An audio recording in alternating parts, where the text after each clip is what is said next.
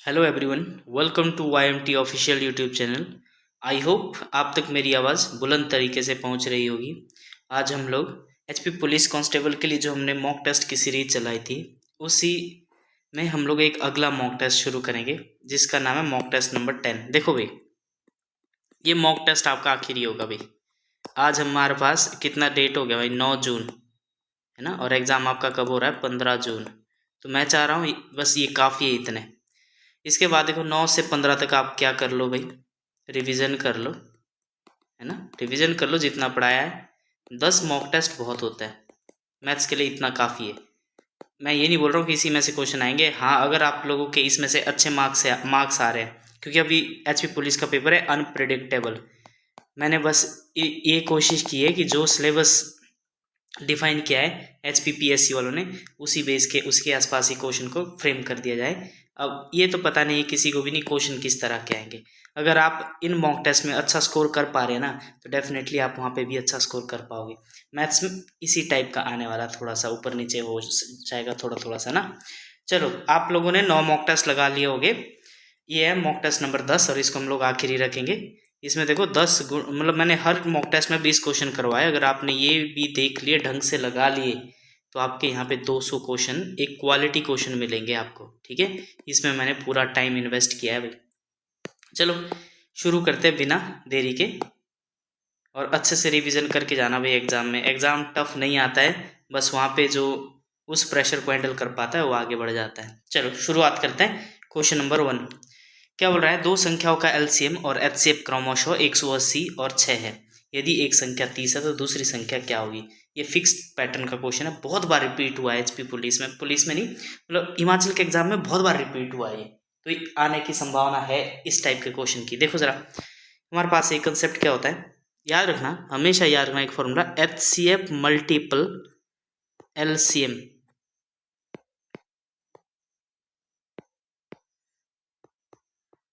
किन्हीं दो संख्याओं का HCF गुना LCM बराबर होता है उन दोनों संख्याओं के प्रोडक्ट के बराबर, है ना। अब इन दो संख्याओं का जो LCM दिया है कितना दिया भाई, 180, और HCF कितना दिया आपको, HCF दिया आपको कितना, 6। ठीक है, और इसमें पहली संख्या भी दी है कितनी, 30। आपको दूसरी संख्या निकालनी, मैं स्टेप बाय स्टेप करवा रहा हूँ, वरना मैं यहीं पे पुट करके सीधा आंसर पे कूद जाता हूँ। देखो HCF कितना दिया हमारे पास, 6। LCM कितना दिया हमारे पास, HCF 6, LCM कितना है, 180 बराबर। फर्स्ट नंबर कितना दिया है, 30, तो दूसरी संख्या ज्ञात करो, काट दो, 0 से 0, 6 3 18, तो दूसरी संख्या यहाँ से कितनी आ गई, 6 6 के 36। ऑप्शन नंबर है भाई यहाँ पे 36, ऑप्शन नंबर ए। ठीक है, तो आई होप आपको ये समझ आ गया हो क्वेश्चन। नेक्स्ट क्वेश्चन देखने की कोशिश करेंगे हम लोग। दूसरा क्वेश्चन पढ़ो जरा, किससे, प्रॉफिट एंड लॉस से दिख रहा है। यदि एक वस्तु पर 5 वस्तुओं का मूल्य, इसको रहने दो, एक वस्तु पर ऐसे बोल रहे हैं, 5 वस्तुओं का मूल्य 4 वस्तुओं के विक्रय मूल्य है। ठीक है, क्रय मूल्य होगा ये, क्रय मूल्य। ठीक है, 5 वस्तुओं का क्रय मूल्य 4 वस्तुओं के विक्रय मूल्य के बराबर है, तो लाभ प्रतिशत कितना है, लाभ हुआ हानि हुआ उसको देख लेंगे हम लोग। देखो ये बोल रहा है 5 वस्तु का CP बराबर है 4 वस्तुओं का विक्रय मूल्य SP। ठीक है, अगर आपको CP और SP पता चल जाए तो आपका काम हो जाएगा। तो CP क्या होगा, अगर कोई ऑफलाइन का यहाँ पे स्टूडेंट है तो उसको पता किस तरह से निकालते हैं। ठीक है, CP की वैल्यू या तो रेशो भी निकाल सकते हैं, CP ओपन SP, ऑफलाइन के स्टूडेंट कोई भी निकाल सकता है। CP की वैल्यू इस सामने वाली होती है और SP की वैल्यू 5 होती है। आप इस तरह से निकाल सकते हैं, CP ओपन SP, SP दे लो 4/5 इस तरह लो, तो CP की वैल्यू यहाँ पे कितने, 4, SP की वैल्यू यहाँ पे कितनी, 5। यानी किसी चीज़ को आपने 4 रुपये में खरीदा, 5 रुपये में बेच दिया, इसका मतलब ये है सीधा सीधा। तो CP की वैल्यू कितनी, 4, SP की वैल्यू 5, तो कितना हो प्रॉफिट, प्रॉफिट हो आपको कितना, 1 रुपये का। लेकिन ये तो पूछा ही ना, क्या पूछा है, तो लाभ प्रतिशत, लाभ प्रतिशत में पूछा है, तो प्रॉफिट परसेंटेज क्या निकालते हैं आप, profit divide by CP multiply by 100। भाई बेसिक आपके स्ट्रांग होने चाहिए। तो प्रॉफिट कितना है, 1 रुपये का हो रहा है, किस पे हो रहा है हमारे पास, CP पे होता है। CP कितना हमेशा 4 गुणा कितना, 100, तो कितने से घट गया है, 25 से, यानी 25% का प्रॉफिट हुआ है, ऑप्शन नंबर ए। ठीक है, तो दो क्वेश्चन थोड़े से सिंपल से थे, बस कंसेप्ट रिवाइज करने थे इसके थ्रू। चलो नेक्स्ट क्वेश्चन की ओर बढ़ेंगे, क्वेश्चन नंबर 3। ये अच्छा क्वेश्चन दिख रहा है मुझे।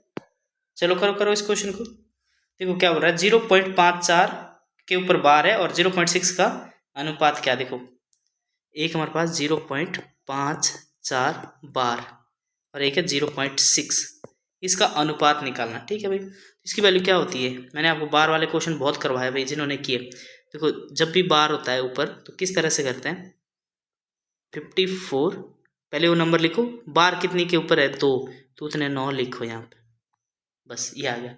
और 0.6 क्योंकि इसके ऊपर बार नहीं है तो इसको कैसे कन्वर्ट करते हैं हम लोग, इसको हम लोग किस में डाल रहे हैं, परिमेय संख्या में बदल रहे हैं। ये 54 का मतलब होता है बार बार रिपीट होगा ही, तो 0.6 को देखो इसमें रिपीटेशन का कोई रोल ही नहीं है, तो इसको कैसे लिखेंगे हम सीधा 6 बटे कितना भी 10। अब इसका क्या निकाल दो, रेशो, तो कितना आएगा हमारे पास, तो 54 बटे 99 रेशो 6 बटा 10। ठीक है, अब इसको देख लेते जरा, जिससे कट रहा है ये 6 से काटो, 6 एकम 6, 9 छीके 54, 9 एकम 9 11।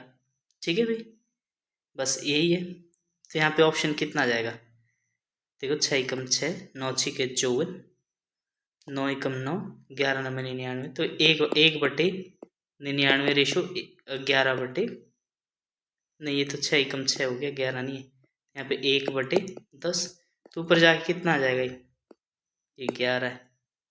ठीक है, इसको सही से लिखो भाई, ऑप्शन तो मैच होता हुआ नज़र आ नहीं रहा। ठीक है, हो सकता है ऑप्शन थोड़ा सा अल्टर हो गए हो। तो कितना आएगा अभी बोलो, 6 बटे 10 है, बार तो नहीं है इसके ऊपर। ठीक है आराम से कर सकते हैं इसको फिर। तो कितना आएगा यहाँ पे 1 बटे 11 यहाँ पे बचा बराबर 1 बटे 10, तो इसको ऐसे करते हैं। ठीक है, 10 रेशो 11 होना चाहिए था इसका आंसर। ठीक है, नहीं है यहाँ पे 9 रेशो 10 नहीं, इसको ऐसे मान के चलो ये 10 रेशो 11 है। ठीक है, इसमें ऑप्शन नहीं मिले आपके। चलो नेक्स्ट क्वेश्चन करेंगे। बस मेन चीज़ है आपको इसको कन्वर्ट करना आना चाहिए, बाकी तो आप कर ही दोगे इसको इसको। ठीक है, अगर ये ऐसा था 0.6 बार तो हम क्या लिख सकते हैं इसको 6 बटे 9। ठीक है, ये आपको आना चाहिए। चलो नेक्स्ट क्वेश्चन है, क्वेश्चन नंबर क्या भाई 4। क्या बोल रहा है, पढ़ो जरा अच्छे से क्वेश्चन। दो बेलन की त्रिज्याएं 5 सेंटीमीटर और 7 सेंटीमीटर है, ऊंचाइयां समान है, उनके आयतनों का अनुपात ज्ञात करो। देखो दो बेलन है हमारे पास, मैं आपको दो बेलन दिखा देता हूँ। बेलन इस शेप का होता है, नंबर 1 और नंबर 2। ठीक है, ऊंचाई बराबर है, तो मैं इसको थोड़ा सा अल्टर कर देता हूँ ना भाई, ऊंचाई बराबर है तो इसको बराबर रखते हैं ऊंचाइयाँ। ठीक है, ये रहे दो बेलन आपके। ये बोल रहा है इसकी रेडियस कितनी है 5 सेंटीमीटर मान के चलो, और इसकी कितनी है 7 सेंटीमीटर। इसकी ऊंचाई कितनी है h, और h1 मान के चलो इसकी ऊंचाई कितनी है h1 है। ठीक है, अब h1 क्योंकि h बराबर है तो इसको h ही रहने दो, क्या फर्क पड़ता है। तो देखो क्या हो रहा है, ऊंचाई समान है तो उनके आयतन का अनुपात कितना आएगा। देखो ये हमारे पास 1 मान के चलो, ये 2 है, तो आयतन का अनुपात 1/2 का अनुपात ऊपर क्या आएगा पाई r1 स्क्वायर h बटे पाई r2 स्क्वायर h, यही होता है। आयतन क्या होता है पाई r स्क्वायर h, ये होता है। अब पाई से पाई कैंसिल हो जाएगा, पाई से पाई कैंसिल, h से h कैंसिल, क्योंकि h भी सेम है।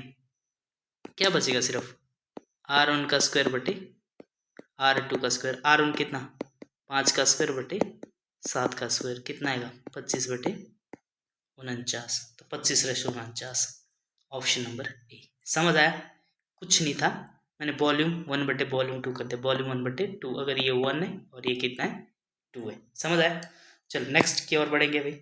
आयतन निकाला बस दोनों का, उसके बाद देखा उसका रेशो कितना है। अगला क्वेश्चन देखो क्या दिया है, क्वेश्चन कहाँ से दिया है, टाइम स्पीड एंड डिस्टेंस से पूछा है। देखो क्या बोल रहा है, ट्रेन की लंबाई x मीटर है। ठीक है, 120 मीटर लंबा प्लेटफॉर्म वो 20 सेकंड में पार करती है और खंबा 10 सेकंड में पार करती है, x क्या है, मतलब ट्रेन की लंबाई पूछ रहा है। देखो ये हमारे पास ट्रेन है। ठीक है, ये हमारे पास क्या है ट्रेन, ये क्या करता है दो चीज़ों को क्रॉस करता है। एक तो हमारे पास यहाँ पे क्या है प्लेटफॉर्म, एक और यहाँ पे हमारे पास क्या लिखा है खंबा।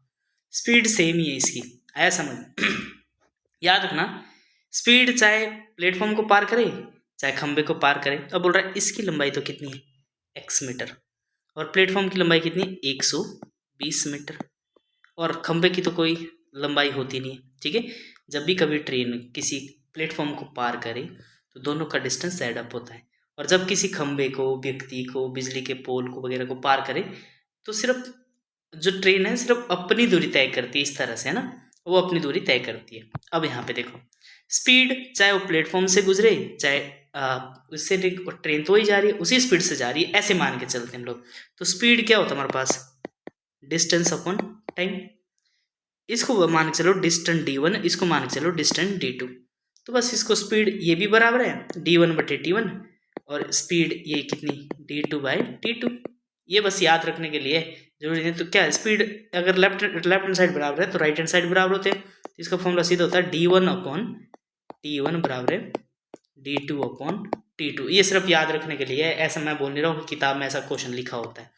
ठीक है, इस तरह से जब भी कभी दो चीज़ों को फंक्शनिंग करेगा ना, कि एक ट्रेन है प्लेटफॉर्म को पार कर रहा है, टनल को पार कर रहा है, तो ऐसे मान के चलो।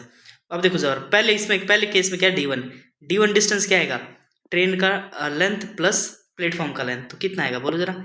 ट्रेन की लंबाई है x metre plus d1 platform की लंबाई कितनी 120 मीटर, और किस स्पीड से जा रही है, स्पीड से नहीं टाइम से जा रही है। तो टाइम कितना लग रहा है इसको, जब ये क्रॉस करे इसको 20 सेकेंड। सिमिलरली d2 कितना है, अब देखो d2 में जब उसने खंबे को पार करना तो सिर्फ अपनी ट्रेन अपनी लंबाई तय करेगी दूरी, तो ये कितना x बटे कितना, जब ये खंबे को पार करती है तो कितना टाइम लगती है खंबे को 10 सेकेंड बटे 10 सेकेंड। बस ये फॉर्मूला याद रखना, जब ये दो चीज़ें शॉर्टकट है ये। ठीक है, 0 से 0 कितना आएगा भाई, x प्लस 120 बराबर कितना है, 2 को इस साइड ले जाओ 2x, तो 2x इस साइड ले जाओ, x इसके पीछे ले जाओ, कितना आएगा 2x माइनस x बराबर कितना 120। तो x बराबर कितना 120 मीटर। तो ट्रेन की लंबाई भी भाई इतनी है 120 मीटर, जितने की हमारे पास प्लेटफॉर्म की लंबाई है। तो option number C is the right answer. समझ आया, इस फॉर्मूले को याद रखना, जब भी एक ट्रेन कभी दो चीज़ों को क्रॉस करे तो d1/t1, d1 में पहले केस लेना है और d2 में दूसरा केस ले जाना, क्योंकि स्पीड हमेशा सेम होती है। ठीक है, चलो ये कंसेप्ट भी आपको मैंने सिखा दिया। चलो नेक्स्ट क्वेश्चन करेंगे भाई, क्वेश्चन नंबर 7। देखो ये क्वेश्चन है तो सिंपल, लेकिन अलजेब्रा का क्वेश्चन है, मैं आपको बता भी देता हूँ किस तरह से आएगा। करने के लिए तो आप सीधा देखो 5 माइनस 3 ये ऑप्शन है, ठीक है, लेकिन आया कैसे, जब भी आपको पास इस तरह का क्वेश्चन होगा ना, x प्लस 1/x बराबर कितना दिया है 5, तो हमेशा याद रखना x² प्लस 1/x² कितना होता है 5 स्क्वायर माइनस 2। आता कैसे ये, ठीक है, 5 स्क्वायर माइनस 2 कितना भाई 25 माइनस 2 कितना 23 आंसर है। ठीक है, ये तो हमने शॉर्टकट जाना, लेकिन ये 2 आता कैसा, होता क्या है, हमारे पास ये फॉर्मूला होता है a प्लस बी का होल स्क्वायर, यहाँ से निकलता है क्या होता है a² plus b² plus 2ab, ये लगा देते हैं हम लोग। अब यहाँ पे देखो क्या होता है, यहाँ पे a की वैल्यू कितनी है x और b की वैल्यू कितनी है 1/x, बस तो यहाँ से निकलता है। तो आप कंसेप्ट जान लो पूरा क्या होता है। अगर कभी ऐसा क्वेश्चन आ गया, अगर सपोज दैट आपको ये नहीं रहा याद कि माइनस करना कि प्लस करना, तो ध्यान से देखो ये फॉर्मूला लगा देना। तो x प्लस 1/x की वैल्यू कितनी है 5, दोनों साइड से स्क्वायर कर दो, कर दिया, तो कितना आएगा x² a² plus b² plus 2 into x a गुना 1/x बराबर कितना 5×5 25। होता क्या है x² प्लस 1/x² जो निकालना प्लस x ये कैंसिल आउट हो जाता है, 2 एकम 2 बराबर कितना 25। अब यहाँ पे देखो x² प्लस 1/x² कितना 25 माइनस 2 कितना 23। कंसेप्ट ये होता है, लेकिन बच्चे को सिखाया क्या जाता है कि भाई जब भी ऐसा क्वेश्चन हो और इसको निकालना हो, यहाँ पे 2 क्वेश्चन होता है, ठीक है, बच्चों को सिखाया जाता है। देखो जब आपको x प्लस 1/x दिया हो और निकालना हो x² plus 1/x², suppose that इसकी वैल्यू a है, तो इसकी वैल्यू क्या निकलेगी a² माइनस 2। बच्चा जाता बोल यहाँ पे प्लस लिखना होता है, और x माइनस 1/x बराबर a होता है, तो x² प्लस 1/x² क्या होता है उस टाइम क्या होता है a² प्लस 2। आप जाते बोल, तो इसमें कुछ नहीं होता है, कोई रॉकेट साइंस ने ये फॉर्मूला लगा देना, आपका आंसर निकल जाएगा। अब अगर एग्जाम में आप ये चीज़ें भूल जाओ, ठीक है, डायरेक्ट शॉर्टकट करवाते हैं बच्चे एकेडमी में या कोचिंग इंस्टीट्यूट में, इस तरह सिखाया जाता है, लेकिन ये फॉर्मूला अगर आपने एक्सपेंड कर दिया तो आपका आंसर ऑटोमेटिक आ जाएगा, ज़रूरत नहीं है। ठीक है, चलो आप एक ट्राई करोगे, ठीक है भैया। अगर आपके पास x प्लस 1/x बराबर है 2 है, ठीक है, तो आपने निकालना है एक्स की पावर 32 प्लस 1 अपन एक्स की पावर 32। मैं करवा देता हूँ, जब ये 2 आया ना हमेशा तो एक्स की वैल्यू 1 होती है और 1 अपन एक्स की वैल्यू भी 1 होती है, ठीक है। तभी हो सकता 2, तो ये इसकी आंसर, इसकी वैल्यू कुछ भी करो, एक्स की वैल्यू 1 है तो 1 + 1 2, ठीक है। क्वेश्चन ये नहीं था, क्वेश्चन मैं आपको अभी दे रहा हूँ। Suppose that x + 1 upon x बराबर है 4, तो आपने x² - 1 अपॉन x² निकालना है। ये निकाल के देखना, कमेंट बॉक्स में पुट करना। अब ये मत बोलना कि 4² - 2 या 4² + 2, ऐसा नहीं आता है। ये इस तरह से हो ही नहीं सकता। x + 1 अपॉन एक्स की वैल्यू ये है ना, तो आपको पहले x - 1 अपॉन x निकालना पड़ेगा, ये निकालना पहले, क्योंकि x² + -1 अपॉन x² का मतलब होता है x - 1 अपॉन x और x + 1 अपॉन x। इसको सर्च करना जरा कैसे बनता है, ठीक है। कमेंट बॉक्स में डालना इसका आंसर क्या आएगा। चलो क्वेश्चन नंबर हमारे पास अगला देखो, क्वेश्चन नंबर 8। एक वर्ग की भुजा 8 सेंटीमीटर, इसका विकर्ण क्या होता है। देखो वर्ग क्या होता है, वर्ग क्या होता है, देखो भाई वर्ग होता है कुछ जिसकी सारी भुजाएं बराबर होती है। कहाँ है वर्ग इसमें, ये होगा शायद, है ना, ये रहा इधर वर्ग, जिसकी सारी भुजाएं बराबर होती है।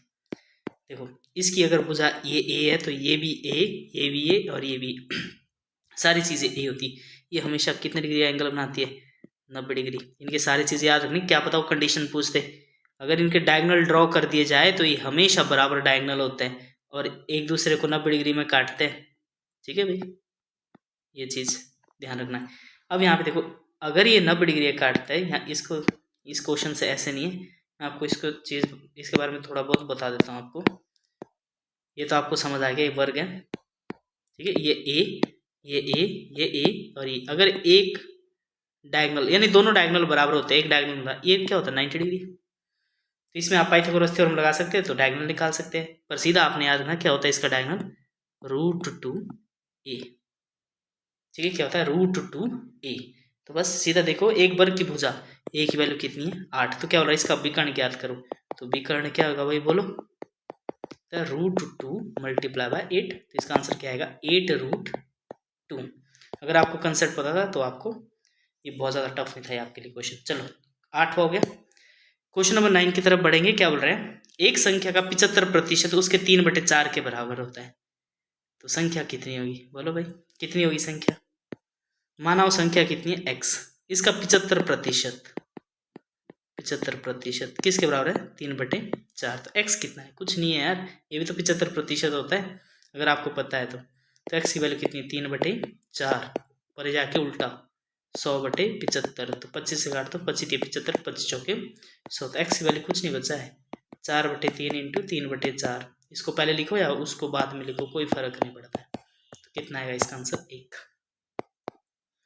टेक्निकल क्वेश्चन था बढ़िया क्वेश्चन भाई, एग्जाम में ऐसे ही आएंगे टेक्निकल क्वेश्चन। आपको समझ भी आ रहे होंगे, ऐसा लग रहा है यहाँ कर भी सकता हूँ, पेन भी चल नहीं रहा होगा। यहाँ पे देखो, यदि 12 विद्यार्थियों का औसत अंक 48 है और एक नया विद्यार्थी जोड़ने से औसत 50 हो जाता है, तो नए विद्यार्थी के अंक क्या है। पहले मैं इसको बेसिक से करवाऊंगा, फिर मैं आपको इसका शॉर्टकट भी बताऊंगा। चलो बेसिक से पढ़ लेते हैं। अब देखो 12 स्टूडेंट है भाई, है ना, इसका औसत कितना है 48, तो टोटल कितना हो जाएगा। देखो हमेशा टोटल क्या होता है, योग योग योग हमेशा याद रखना क्या होता है, सम, सॉरी सम तो योग ही होता है, ये होता है हमारे पास एवरेज × n। टोटल देखते हैं, 12 स्टूडेंट का औसत 48 है, इसका मतलब क्या होता है ना, हर एक स्टूडेंट के 48 अंक आए, यही बोल रहा है ना। 12 स्टूडेंट के 48 औसत अंक 48 है, तो टोटल अंक कितने आए होंगे 12 स्टूडेंट को, 48 × 12 कितना आया होगा, 12 चौके 48, 480 और 12 8 96 ना, 6 8 8 और 9 17 का 7 हासिल 576। तो 12 स्टूडेंट के जो अंक है टोटल कितने 576। अब क्या होता है कि एक नया विद्यार्थी जोड़ने से औसत कितना हो जाता है 50। 12 से कितने हो गए स्टूडेंट 13 स्टूडेंट हो गए और औसत कितना है 50। तो इन्हें 13 स्टूडेंट के कुल अंक कितने हमारे पास बोलो 50, 13 5 13 5 65 65 नहीं 650 अंक को टोटल आया समझ।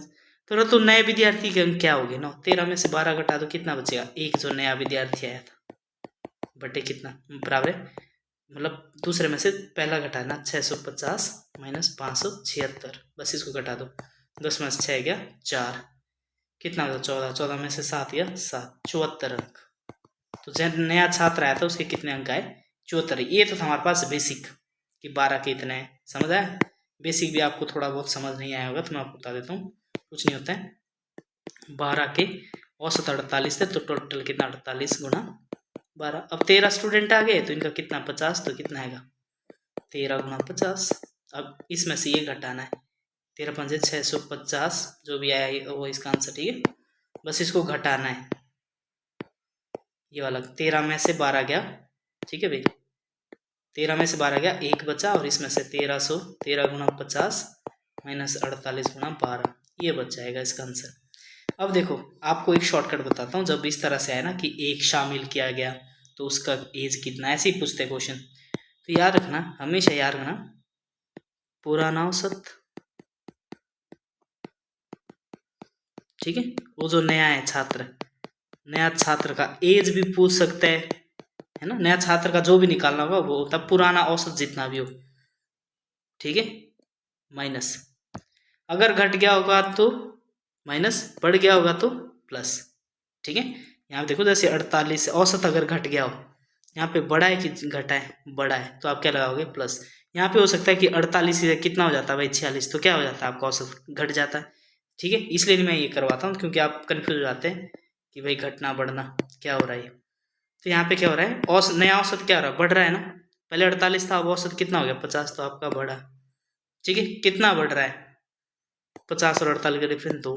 कितनों पे बढ़ रहा है? जितने हमारे पास पहले स्टूडेंट थे, तो कितने थे पहले स्टूडेंट हमारे पास? जो भी हो, ठीक है? वो तो पुराना औसत कितना है? 48 प्लस, अब टोटल स्टूडेंट कितने हो गए हमारे पास? पहले 12 थे, अब कितने हो गए? 13, ठीक है? जितने अब हो गए, तो 13 दूनी 26, जोड़ दो इसको भी, ये भी वही आंसर आएगा। 8 से 14 का 4, हासिल 1, 74। समझ आया भाई? चलो नेक्स्ट क्वेश्चन की ओर बढ़ेंगे भाई। पुराना औसत प्लस या माइनस, प्लस कब आएगा? जब बढ़ेगा, माइनस कब आएगा? जब घटेगा, बस खत्म क्वेश्चन। नहीं तो आप उस तरह से भी लगा सकते हैं जो औसत का कंसेप्ट है एक्चुअली। चलो नेक्स्ट क्वेश्चन की ओर बढ़ेंगे भाई। ए से जेड तक कुल 26 अंग्रेजी अक्षर में से एक अक्षर यादृच्छिक रूप से चुना गया है, उस अक्षर के स्वर न होने की प्रायिकता क्या होगी? अगर आपको इंग्लिश के अल्फाबेट पता हो तो आप कर सकते हैं इस क्वेश्चन को। बताओ जरा इंग्लिश के अल्फाबेट क्या होता है? बॉबल कितने होते हैं? तो 5 होते हैं बॉबल, ठीक है? ए, ई, आई, ओ, यू, ठीक है? 5 बॉबल होते हैं। और व्यंजन कितने होते हैं जो कॉन्सोनेंट होते हैं? बोलो, जो बच गए वो सारे कॉन्सोनेंट ही तो है, 21 कॉन्सोनेंट है। तो बोल रहा है बॉबल ना होने की प्रायिकता कितनी है, और टोटल कितने हुए? 26। तो प्रोबेबिलिटी ऑफ नॉट बॉबल तो कितना होता है? या तो आप बॉबल की निकाल दो, या आप यहाँ पे देखो सीधा 21/26 आ गया, ठीक है? तो कितना आएगा? बॉबल नहीं लेने हैं, तो बॉबल नहीं लेने तो टोटल कितने बच गए? 21/26 आंसर, ठीक है? या फिर आप दूसरे तरीके से भी कर सकते हो, पहले आप ये निकाल लो कि बॉबल है कितने। टोटल देखो, टोटल हमारे पास व्यंजन अक्षर कितने होते हैं? 26। बॉबल कितने उसमें से? वो है 5।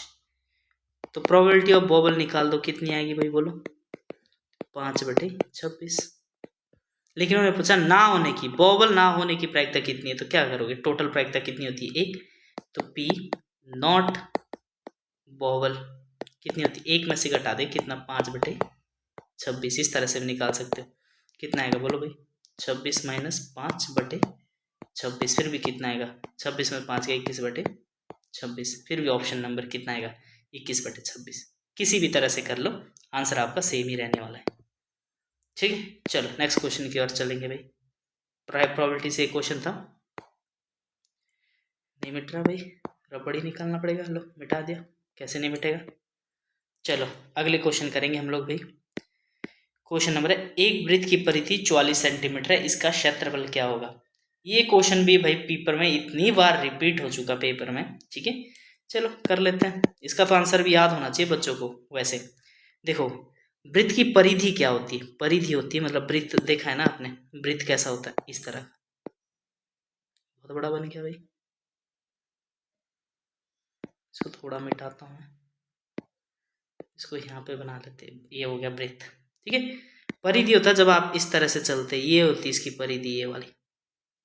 ठीक है, ये होती है परिधि जो इसका गोलाकार एक राउंड मारा। ठीक है भैया, अब देखो जरा, वृत्त की ये होती है हमारे पास त्रिज्या, ये अगर सेंटर होता तो ये क्या होता है हमारे पास आर। तो वृत्त की परिधि क्या होती है, वृत्त की परिधि, कभी कभी इसको सरकमफेरेंस या फिर परिमाप भी बोल देते हैं।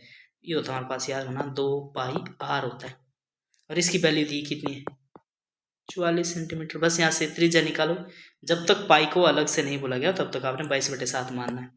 2 इंटू 22/7 मल्टीप्लाई बाय आर बराबर कितना 44। तो 22 तो नहीं 44 से 44, तो आर की वैल्यू कितनी है यहाँ पे 7 सेंटीमीटर। अब कुछ भी बोले बुलाए हम निकाल सकते हो। क्या बोला, क्षेत्रफल, मतलब ये कितना एरिया घेर रहा है। तो एरिया क्या होता है भाई बोलो, वृत्त का क्षेत्रफल क्या होता है पाई आर स्क्वायर। इन दोनों में थोड़ा सा ध्यान रखना, ये पाई आर स्क्वायर, ये 2 पाई आर है। तो पाई की वैल्यू क्या है 22/7, जब तक अलग से ना दी गई है। त्रिज्या कितना है 7, तो इसको 2 बार लिख लो, एक 7 तो सीधा कट गया, तो कितना है 22 गुणा 7, तो 7 दूनी 14, 140 और 7 दूनी 14, 140 और 14 कितना 154 सेंटीमीटर स्क्वायर। देखो 154 तो सब में। ठीक है, तो याद रखना ये वाला ऑप्शन नंबर 154 सेंटीमीटर। क्लियर। चलो नेक्स्ट क्वेश्चन की ओर बढ़ेंगे, क्वेश्चन नंबर 13। देखो क्या बोल रहा है, एक व्यक्ति 80 किलोमीटर प्रति घंटे की गति से 45 मिनट चलता है, तो उसने कितनी दूरी तय की होगी। किस में बोला है, किलोमीटर में चाहिए आपको। तो देखो तो दूरी तो पता होगा आपको, डिस्टेंस देखो एक ही फॉर्मूला होता है, स्पीड इक्वल टू कहता है डिस्टेंस अपॉन टाइम, यहीं से सब कुछ निकलता है।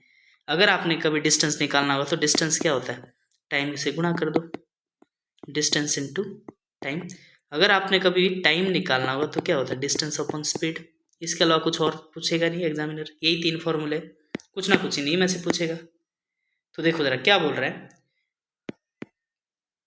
एक व्यक्ति 80 किलोमीटर प्रति घंटे की गति से, ठीक है, स्पीड इसकी दी है, स्पीड क्या दी है 80 किलोमीटर पर आवर। ठीक है, और टाइम कितना दिया भाई 45 मिनट। ठीक है, तो इसको क्या कर लो, पहले कन्वर्ट कर लो, किस में आवर में कन्वर्ट कर लो, क्योंकि आवर दिया है ना हमारे पास यहाँ पे, तो ये कट जाएगा, या आवर को आप मिनट में भी कन्वर्ट कर सकते हो तो वो भी कट जाएगा। ठीक है, तो इसको थोड़ा सा सही कर लो, कितना आएगा 45 जब बटे में होता है। देखो 1 घंटे में क्या होता है, मैं आपको कन्वर्ट करना सिखा देता हूँ इसको पहले।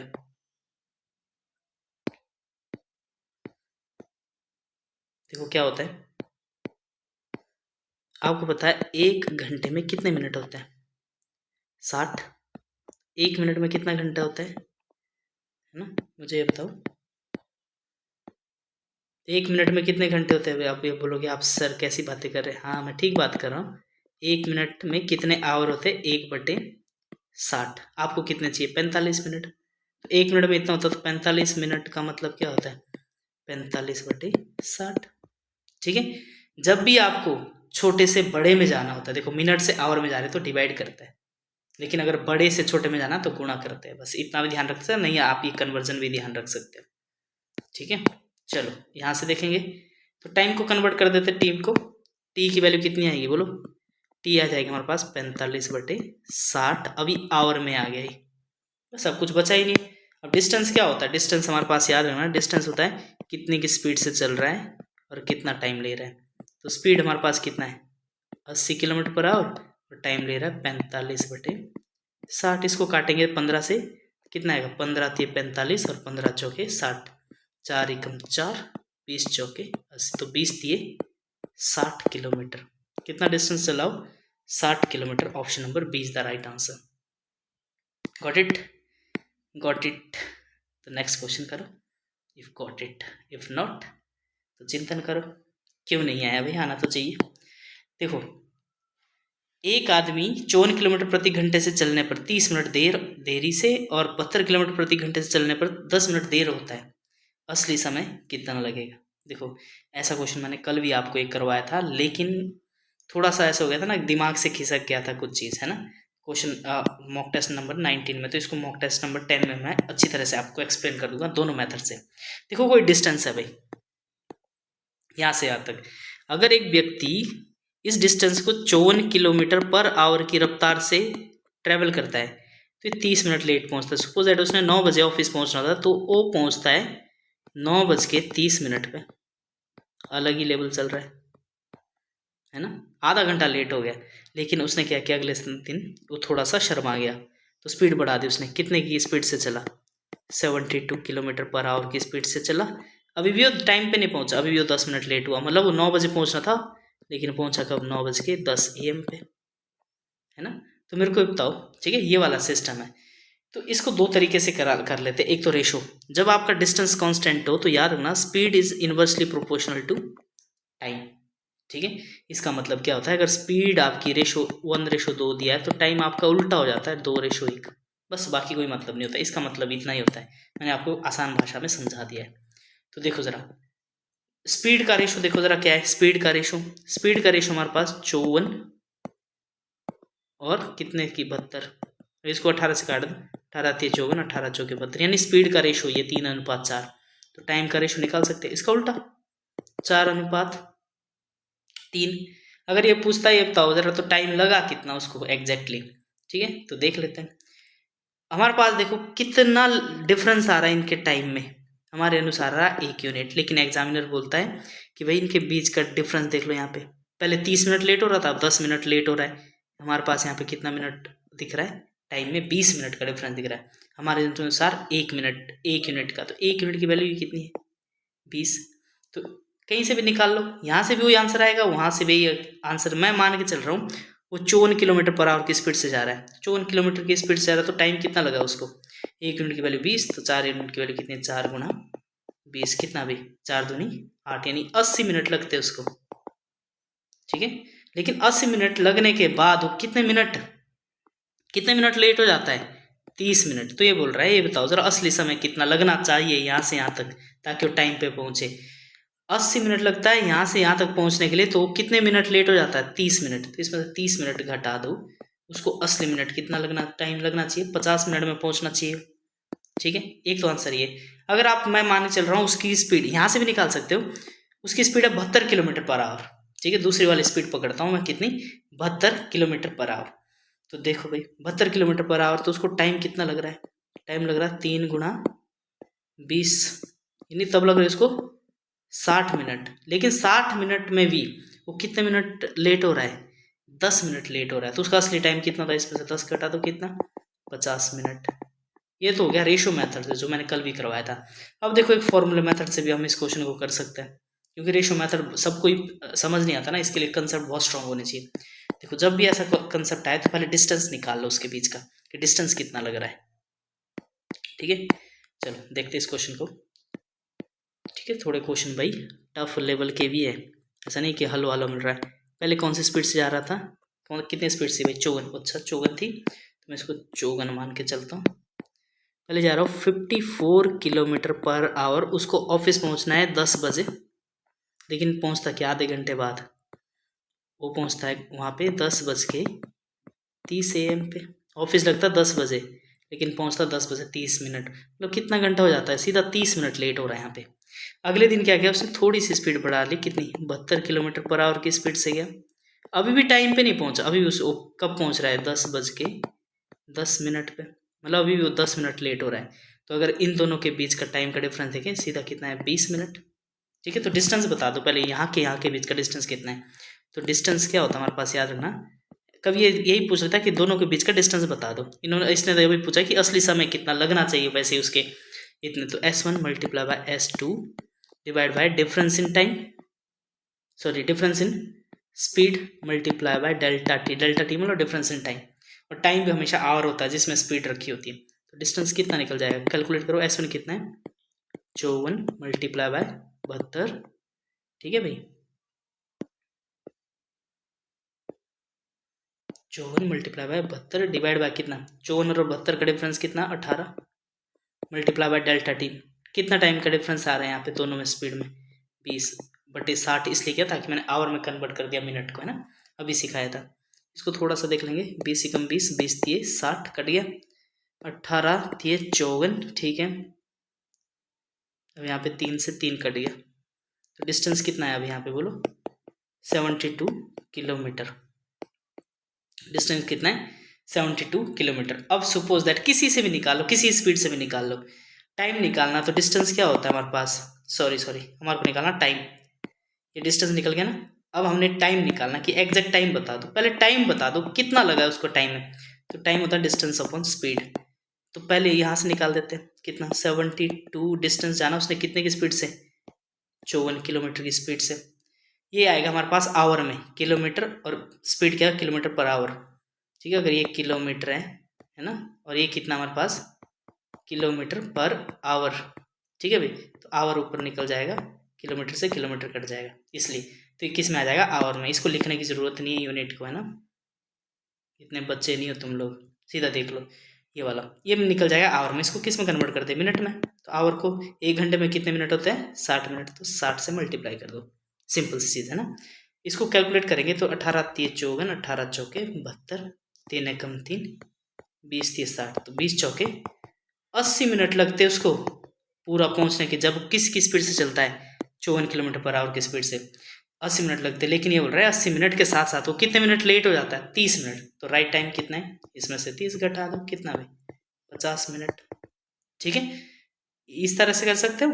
या फिर सपोज दैट आपने मान के चलना कि किस स्पीड से भाई, 72 किलोमीटर की स्पीड से कितना टाइम लगेगा, तो मेरे को बताओ जरा, कितना डिस्टेंस है, 72 किलोमीटर, कितने की स्पीड से जा रहा है, 72 किलोमीटर पर आवर, तो कितना लगेगा, 1 आवर। 1 आवर का मतलब होता है 60 मिनट।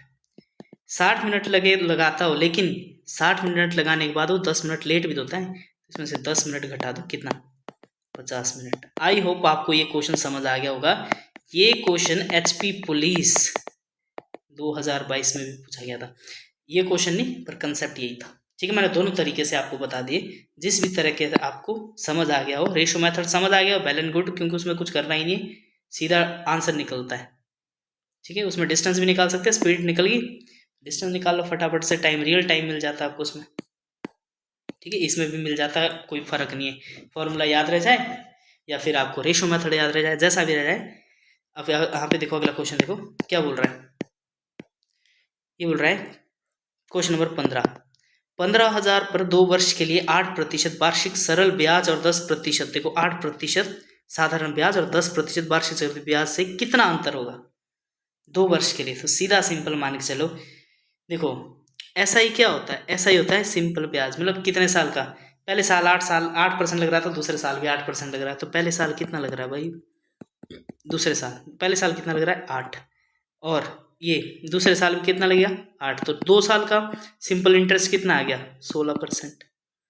लेकिन क्या, ऐसा नहीं होता है, ऐसा ही होता थोड़ा सा जिद्दी, ऐसा ही नहीं, सॉरी सीआई पहले साल, देखो ये तो सक्सेसिव क्या है, पहले साल भी 10%, अगले साल भी 10%, तो 16 मत लिख देना, सक्सेसिव निकाल दो इसका कितना, ये वाला formula, a plus b plus a गुणा बी बटा 100, तो कितना 10 प्लस 10 गुणा 10 बटे 100, तो कितना 10 और 10 20 प्लस यहाँ से 2 जीरो कटेगी 1, कितना 21%।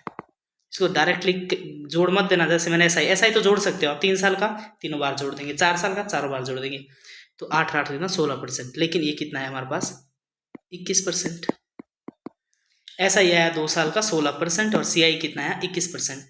तो मेरे को बता दो, इसका डिफरेंस ही बता दो फटाफट से, कितना है अभी, ब्याज पे ब्याज आप निकाल भी सकते हो, पहले 2 साल का इसका 1500 का ऐसा ही निकाल दो, फिर सीआई निकाल दो, एक ही बात है, या फिर ऐसे निकाल दो। तो डिफरेंस कितना है, 21 में से 16 गया, 5% का डिफरेंस है। ठीक है, तो मतलब आपको 15,000 का 5% निकालना है, तो कितना डिफरेंस आएगा 15,000 का 5%, तो 0 से 15 पंजे 75, यानी 750 रुपये। समझ आया, ऑप्शन नंबर डी। ठीक, एसआई का मतलब होता है इस तरह से निकालो, 3 साल का है तो 8 + 8 + 8, लेकिन सीआई का मतलब होता है कॉन्जिक्यूटिव सक्सेसिव रेशो चलता है इसमें। ठीक है, चलो नेक्स्ट देखो जरा, क्वेश्चन नंबर 16 क्या दिया है, एक समलंब चतुर्भुज की समांतर भुजाएं 14 सेंटीमीटर और 22 सेंटीमीटर तक, ऊंचाई 10 सेंटीमीटर, इसका क्षेत्रफल क्या होगा। ये भी क्वेश्चन मैंने करवाया आपको, ये दूसरी बार करवा रहा हूँ मैं आपको। चलो मैं बता देता हूँ समलंब होता क्या है, समलंब इस तरह का होता है, मैं यहाँ पे बना देता हूँ आपको, समलंब इस तरह से होता है। समलंब में क्या खास बात होती है, इसकी दो भुजाएं पैरेलल होती है। ठीक है भाई, इसकी दो भुजाएं क्या होती है, पैरेलल, ये इस तरह से। ठीक है, ये वाली कैसी भी हो सकती है लेकिन दो भुजाएं पैरेलल होगी हमेशा।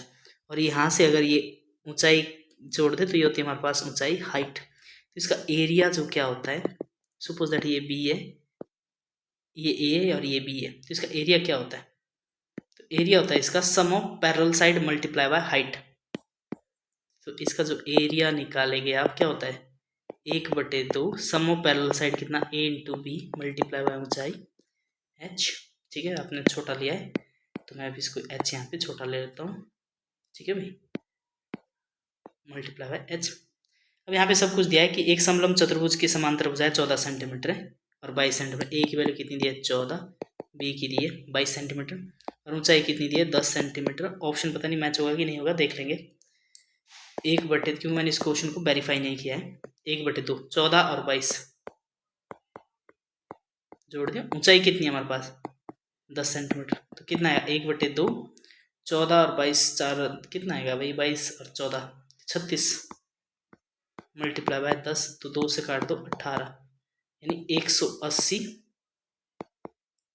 Centimetre square. ठीक है, ये फॉर्मूला थोड़ा सा याद रखना कि समलंब चतुर्भुज कैसा दिखता है, आपको थोड़ी सी शेप भी पता होनी चाहिए। चलो लास्ट स्लाइड की ओर चलते हैं भाई। देखो यहाँ पे सिक्के वाला फिर से आ गया क्वेश्चन, ऐसा ही क्वेश्चन आएगा, ज़्यादा टफ नहीं आने वाला। देखो दो सिक्के एक साथ उछाले जाते हैं, मैंने आपको सिक्के वाला सारे कंसेप्ट बता दिए कि एक सिक्का, दो सिक्के, तीन सिक्के, पासे वाला, एक सिक्का एक बार पासा रोल किया जाए, 2 बार पासा रोल कर दिया जाए, 3 बार पासा रोल कर दिया जाए, सब कुछ सिखा दिया प्रोबेबिलिटी में। मैंने आपको ताश के क्वेश्चन सब करवा दिए, और क्या आएगा, नहीं वाली नेगेटिव प्रोबेबिलिटी करवा दी, पॉजिटिव प्रोबेबिलिटी करवा दी। ठीक है, सब कुछ करवा दिया है, उससे बाहर नहीं आने वाला है। यहाँ पे देख लो क्वेश्चन क्या है, दो सिक्के एक साथ उछाले गए, दो सिक्के एक साथ उछाले जाए तो इसमें कुछ सैंपल स्पेस बनता है। देखो कितने बार, 2 सिक्के तो 2 की पावर 2, तो कितना होता है 4 सैंपल स्पेस बनेंगे। यानी सपोज दैट आपके इसमें या तो दोनों में क्या आएगा हेड भाई, या एक में हेड आएगा दूसरे में टेल आएगा, या फिर पहले वाले में टेल दूसरे वाले में हेड, या फिर दोनों में क्या आएगी टेल। यही तो है 4, 2 बारी तो 4 बन गए। अब यहाँ पर कम से कम एक हेड आने की प्रायिकता कितना, मतलब कम से कम एक हेड होना चाहिए, दोनों भी हो तो चलेंगे, लेकिन जिसमें कोई भी हेड नहीं होता उसको नहीं ले सकते हम लोग। क्या मैं इसको ले सकता हूँ, हाँ कम से कम एक हेड है इसमें। क्या कम से कम एक हेड दिख रहा है, हाँ एक हेड तो है इसमें। क्या इसमें हेड दिख रहा है, नहीं दिख रहा है, इसको नहीं ले सकते हम लोग। तो ऐसी कितनी प्रोबेबिलिटी ले उठा सकते हैं हम लोग, 3 उठा सकते हैं। टोटल कितनी, 1 2 3 4, 3/4, ऑप्शन नंबर सी। ठीक है, ये सैंपल स्पेस याद रख लेना बस, मैंने करवाया, जिन्होंने नहीं देखे वो पता नहीं 7वां या 8वां चैप्टर मॉक टेस्ट लगा देना, प्रोबेबिलिटी खत्म हो जाएगी आपकी वहाँ से। ठीक है, अब यहाँ पे देखो 0.23 को परिमेय है, यहाँ पे ना 23 में मिट गया, ये बार है इसके ऊपर, 3 के ऊपर बार है सिर्फ। ठीक है, तो इसका परिमेय संख्या में व्यक्त करो, तो कुछ नहीं है भाई क्वेश्चन, यह है 0.23, 3 के ऊपर बार है, ये कहाँ से आएगी लाइन। ठीक है, मैं दोबारा से लिखता हूँ, यह 0.23 और 3 के ऊपर बार है। तो कुछ नहीं करना आपने, जो भी संख्या लिखी होती है इसका मतलब ऐसे इसको रिप्रेजेंट कहाँ से निकालती है, इसका मतलब 0.2 उसके बाद 3 बहुत बार रिपीट हो रहा है, तभी इसका अप्रोक्सीमेशन कैसे लिखते हैं 0.23 और बार।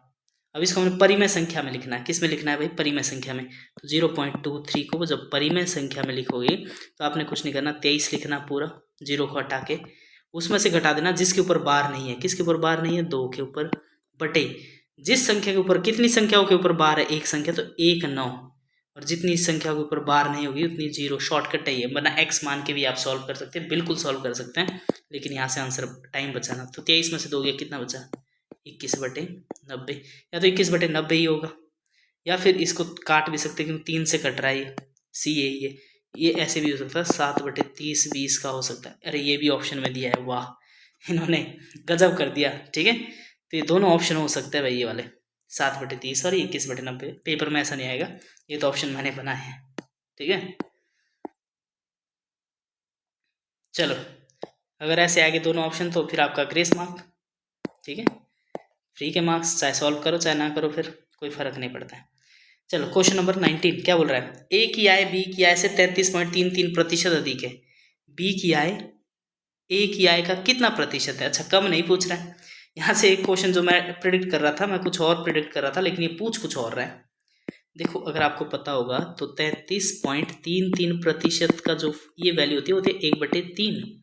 हमारे पास ए और बी, यहाँ पे देखना बी की आय से, किससे, बी की आय से, तो बी की जिसके साथ से लगा होता है ना वो नीचे वाला होता है, तो बी कितना हमारे पास 3, और ए की आय बी की आय से इतनी अधिक है, मतलब ये अधिक है, तो ए की आय कितनी आ जाएगी हमारे पास 4।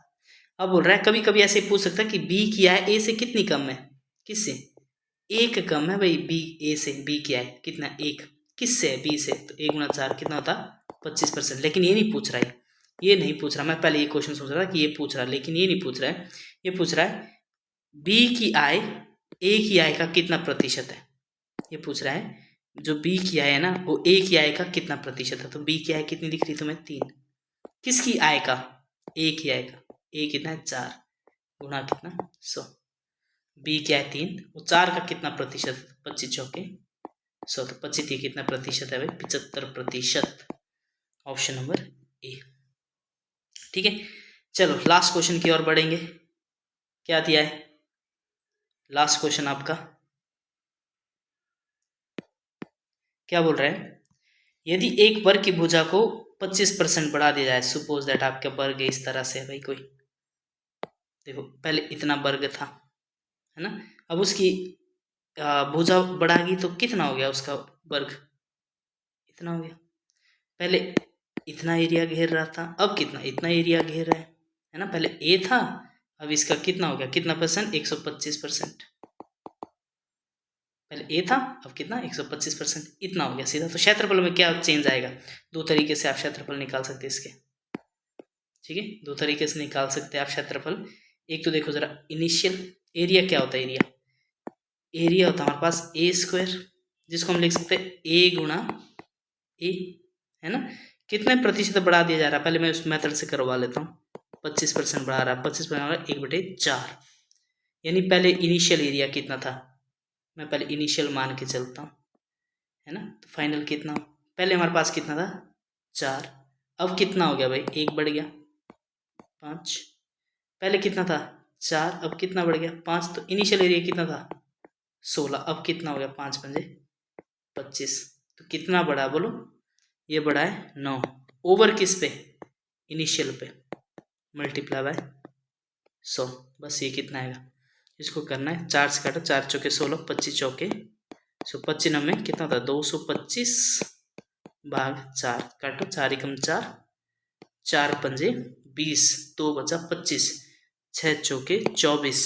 1 बचा 10, 10 में लगा दो कितना 2, 4 दूनी 8 होता ना, कितना बचा 2, 20, 20 4 पंजे 20, तो ये आ गया हमारे पास 56.25%।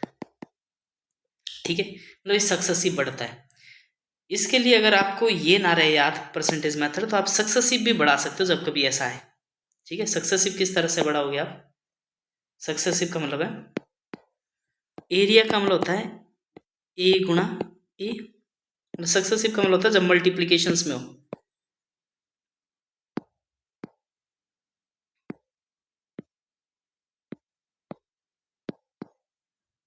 ए मल्टीप्लाई बाय ए, दो है, इसको मान के चलो ए और इसको मान के चलो बी, क्योंकि इसमें साइड बराबर होती है तो इस तरह से आप इसको कर सकते हो, इसको मैं काट देता हूँ। ठीक है, ये समझाने के लिए, तो इसका सीधा क्या होता है successive formula, A plus b plus a गुणा बी बटे 100, ये फॉर्मूला भी लगा सकते हैं। अब दोनों इस केस में कितना बढ़ रहा है 25%, क्योंकि ये बराबर है भाई भुजा, तो कितना निकलेगा 25 प्लस 25 प्लस 25 गुणा 25 बटा 100, कितना आएगा 25 25 कितना 50 प्लस 25 25 कितना 625 बटे 100, 2 जीरो से काट दो, 1 दशमलव लगा दो, कितना आएगा 50 प्लस 6.25, तो कितना है हमारे पास 56.25, इतना परसेंट। तो आप जिस तरह से भी करना चाह रहे हो दोनों तरीके से सही है, या तो आप सक्सेसिव फॉर्मूला लगा दो, ठीक है, कुछ भी बढ़ा दे, चाहे वो आयत बढ़ा दे, लंबाई गुणा चौड़ाई, किसी का आयतन बढ़ा दे, किसी का क्षेत्रफल बढ़ा दे, सब में लगेगा ये फॉर्मूला। जहाँ पे 3 क्वांटिटी होती है ना सी, वहाँ पे पहले ये 2 लगाओ, इसका जो रिजल्टेंट आएगा उसको इसके साथ लगा आंसर, ठीक है, बस खत्म। तो ये था भाई हमारा मॉक टेस्ट नंबर, ये बस लास्ट मॉक टेस्ट है, मैं अब आपको डिस्टर्ब नहीं करना चाहता हूँ। अब देखो स्ट्रेटेजी बताता हूँ, जो बच्चे यहाँ तक पहुँचे, एक बारी क्या करो, आपने अगर 10 के 10 मॉक टेस्ट देख लिए, क्या करो, मैं हमेशा क्या दिखाता हूँ आपको, स्लाइड्स दिखा देता हूँ। क्या दिखाता हूँ? स्लाइड्स।